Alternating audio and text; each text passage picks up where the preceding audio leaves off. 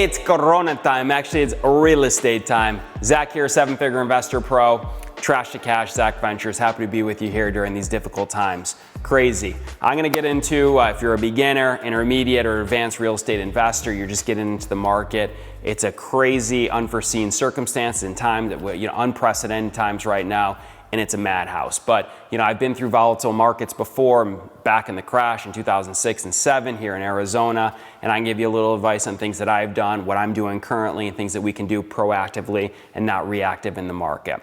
So first and foremost, whether, again, you're a beginner, advanced, intermediate, just breathe and relax. Everything does pass at a certain time. Let's relax. Let's look at the big perspective, macro perspective. We're going to get through this. We're one of the most strongest economic countries in the world. We're resilient, we're intelligent, and we're strong. So breathe, relax. In the difficult times before, one of my biggest mantras was staying in good physical shape. For me, that meant going to the gym or training for triathlons. For other people, maybe that's just, mentally tough. If you like to if you like to read, or go on a walk or a bike, or walk your dog, or with your kids. So just breathe and relax. We're going to get through this. We can't just sit there and put our head down and do nothing. Again, I like to be proactive and not reactive. So certain things we can control. We can control not being around tons of people. We can control not listen to the media 24/7 and think all this negativity. I like to be optimistic and positive, and I encourage you to do the same. After you get through that workout in the morning and you set your tone for your day, or however you need to stabilize yourself, let's step back from our normal redundancy of whatever we're doing. If you're new and you've been cold calling, or you're knocking doors, or you're an agent, trying to get people to get back out there and show properties, let's look at the big picture again and evaluate what is our current marketing strategies, what are we doing currently, how are we communicating with people, and really think about kind of that long-term strategy. For me, when I'm looking at economics and my current portfolio, I'm going to say, hey, where am I at financially? What's my cash flow? What's my burn rate? What am I spending on a day-to-day basis? Even for anybody, I think it's interesting right now when we look at, hey, people are so concerned about, are people paying rents? Are they going to pay mortgages? I find it interesting that everyone's staying home. We're not out there spending ancillary income on movies and, ice cream cones and things like that. We're staying home. We're not spending money on gas. People are telecommunicating. So I think actually now people can save some money by being diligent. Obviously, unless they're laid off, that's going to affect some families, but I think the government will step in and help subsidize in the short term. And again, maybe this is going to be 30, 60, 90 days, but I think hopefully people are diligent about their savings. We're going to get through this, especially now people are going to be cooking at home and again, saving money. So I'm optimistic on that. It's kind of reverse of what everyone's saying, and big expenditures and overhead right now. I think people can consolidate and be more economical and save some money, which I think will be a good thing long term. Looking at my own stuff, I always want to have reserves. So if you're new and you're thinking this is a great opportunity to buy, it certainly may be. There's no guarantee in anything, but I like to limp into things slowly. It's like jumping into the water. You don't just dive off before you kind of put your toe in the water. Let's feel out the water. I like to slowly, what's called dollar cost average in the market. So if we see some fear and we see some opportunity, you don't just go all in. If we think like the real estate market or the stock market hits an all-time low, you don't take all your reserves right now and put it all in the market at once, because who knows what could happen the next day. Slowly come into the market. So I like to say 10, 15% at a time, maybe every Monday. Again, if using the stock analogy, you take 10% of your capital that's been isolated or sedentary, and you put that into the market. No different than real estate. You think, oh my God, now's the time to buy, and I'm going to do my buy and hold strategy. I'm going to tie up everything. Okay, that's great, except for what happens if the market doesn't turn right away and you have no reserves. So no matter what, make sure you have some capital and reserves for a rainy day, or if there's some sort of lockdown again. You always want to have safety net and cushioning for whatever can be, because nothing is a guarantee, and that's for sure.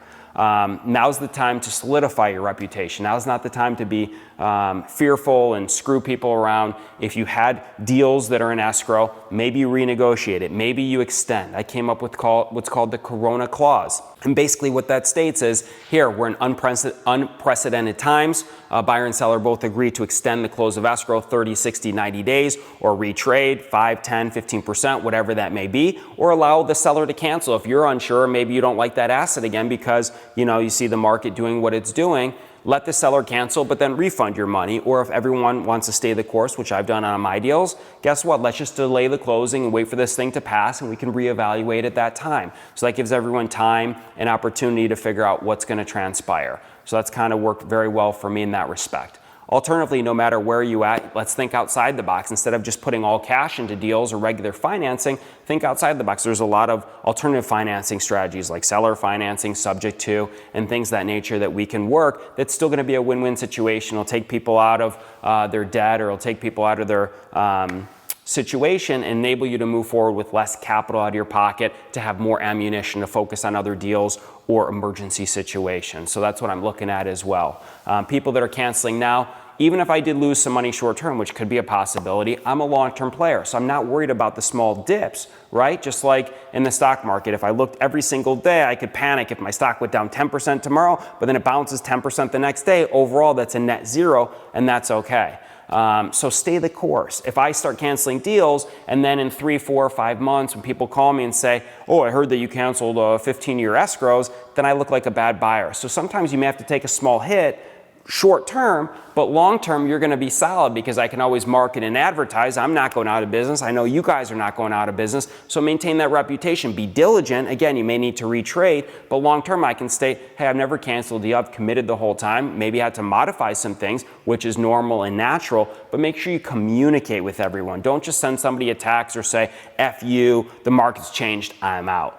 Talk to people. I'm sure that everyone wants to keep things together, whether it be the agent because they want to protect their commissions, sellers want to move, you as the buyer still want the home, but based on current conditions, here we're going to make a win-win-win. So still focus on that macro picture, how everybody can come out ahead. Don't think, selfishly how you can screw somebody or capitalize on someone's, difficult times. As long as they're going to get out of their issue and you're going to still solve problems and you're going to get what you want long term and the agent's going to get paid, everyone's going to be happy. So make sure you evaluate that full spectrum, that full picture to make it a win-win-win.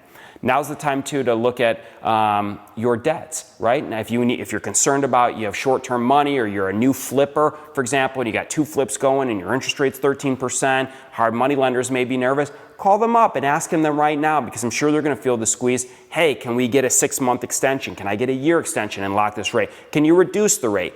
You're never going to go broke making a phone call or asking and communicating to people. Worst case scenario is they say no, but at least you're being proactive. Lenders like the fact that you're going to call them and communicate versus hearing nothing. Probably would make them nervous. I've had a lot of presidents and banks reach out to me and ask me, what's my game plan? What's my course of action? They're starting to get nervous potentially. I said, hey, relax, breathe. I already made my payments early. Why did I do that? Well, what if the branch shuts down? What if I can't get in there? I want to show stability and strength to my lenders, because long term I know that when things, calm down, they're going to lend me more money, which is going to be great, so I can capitalize on any volatility in the market. So again, I'm still thinking long term. My debt's not due on most of my stuff till the 31st. I paid it all last week and went in there. I said, would you like me to pay 2 months payments in advance, just to show strength and solidarity and confidence in what I'm doing, knowing the ability that I'm going to stay the course and move forward. So that's super, super important. And that leads me again to talking about staying the course. You have a good long-term strategy.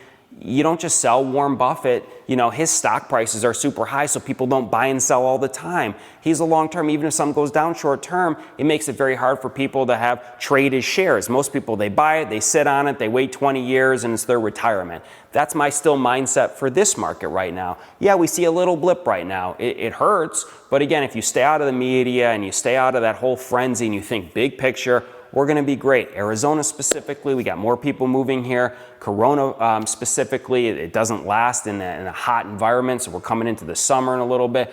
Things are going to be good. More people are going to be wanting to move here.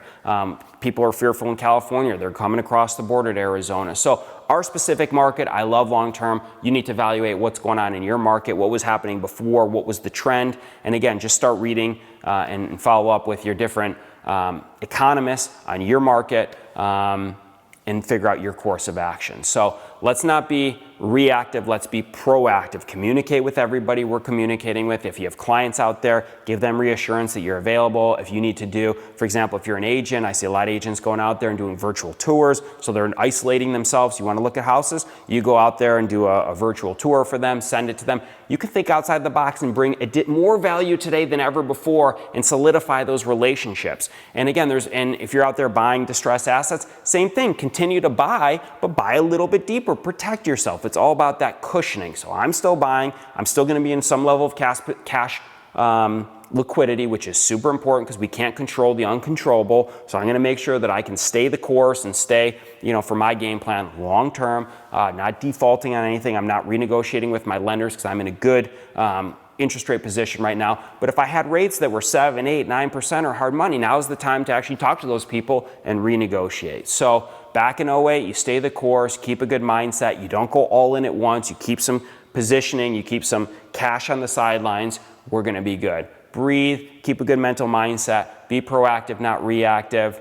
Everything does pass at a certain time. I'm very optimistic about our market. I put my money where my mouth is. I'm out there doing my business and closing deals day in and day out and getting things done. So please reach out if you have any specific questions, whether it be seller financing, subject to stuff. I work with Pace Morby and other guys that do that all the time.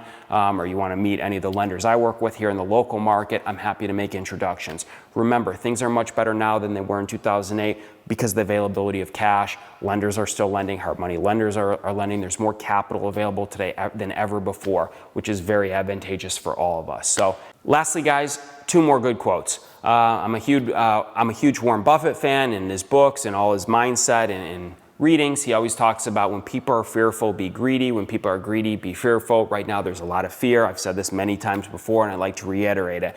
Now's the time, I don't want to say be greedy, but now's the time to actually get in there and take advantage of some of this fear and solve people's problems and make good capital off of it. So that's a great quote. Additionally, Peter Lynch, who's an amazing stock investor, I've read many of his books, and he talks about not worrying about buying at the bottom or selling at the top. He's not a greedy guy. He's happy when he gets one good chunk right in the middle. So if you have an opportunity to trade or work in this business and get good chunk, and again, we're not waiting for some bottom. Nobody can predict that. No one can predict the top. No one can predict anything. We're in crazy times. But if you have an opportunity to take a good slice right in the middle, capitalize on it, sell or hold depending on your position. But that's a great quote, not to be greedy. Make your little money and move forward with your day.